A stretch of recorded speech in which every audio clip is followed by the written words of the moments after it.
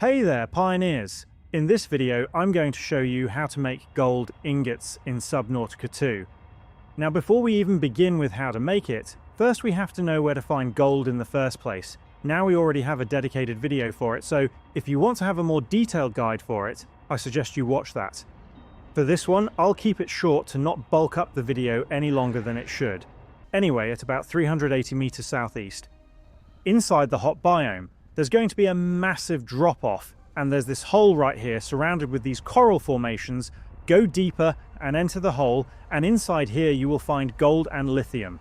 There's lithium right here embedded to the walls, and if you go deeper into the cave, you'll find yourself here on a massive cavity.